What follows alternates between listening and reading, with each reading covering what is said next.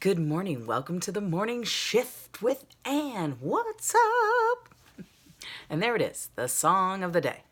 What's up? Today I want to talk about something that I think a lot of people in my age bracket think about, and that is where we are in life. I think it's a super important thing to check out because if you don't know where you are, then you can't know where you're going. Because if I don't know I'm in Phoenix, I don't know how I'm going to get to LA. I got to have a map. And if I don't know where I'm starting from, I don't you're lost, right? So you got to know where you are. So take an assessment. Don't be afraid. I think most people are afraid to take a good look at where they are. Because it might be disappointing.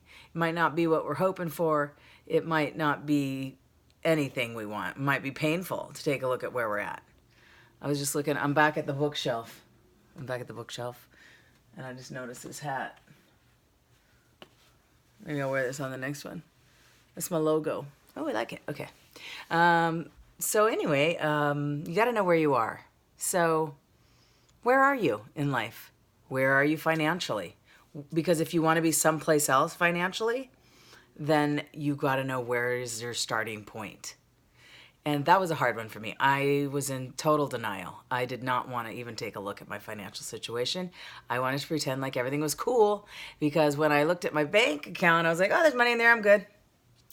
But then suddenly I found myself in the exact same amount of debt that I was when I started off one other time before. There was a set point in there. So I think anytime you want to change something, you need to find out where you stand in order to make progress and go someplace else, right? So take a good look. If it's financial, you need to look at your financial situation and then make goals from where you're at. Start from where you're at and then start making changes and goals. If you want to know, you want to have a relationship, you got to start off and figure out what's going on. Why do you keep attracting the wrong kind of people? That's where I'm at.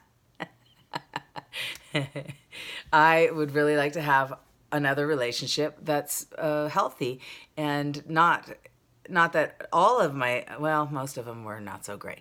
So I really would like to change that. And so I've been doing some digging and finding out what are my paradigms and habits in association with relationship and relationships, and what can I do to change that? Because you can't change something you don't even know is there, right? So you have to actually dig in and say, well, what is going on here? You can't change something you don't know exists. So take a good look at yourself, your problems, your situations, whatever the subject is that's bugging you, and learn where you're at. And then you can figure out where you're going to go. Then you can set a goal and say, well, I want this type of person in my life, and I want to become more of that type of person, right? I want to become more of that type of person. So that gives me something to gauge. And if it's something else, maybe it's you want to become, if you're a young person, you have a goal of starting a career in a certain field. You need to know if you know anything about it or if you've done any of the work, you need to find out where you are and then see what's missing. See what's missing. What's the gap? And then start filling in the gap one thing at a time, right?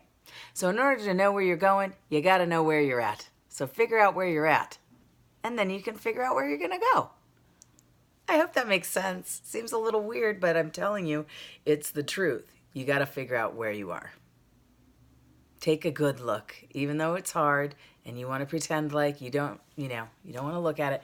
Look at it anyway. You'll find it very enlightening, and it'll get you on your way to progress, to becoming the person you want to be, right? Okay. Have a great day, and I'll see you tomorrow.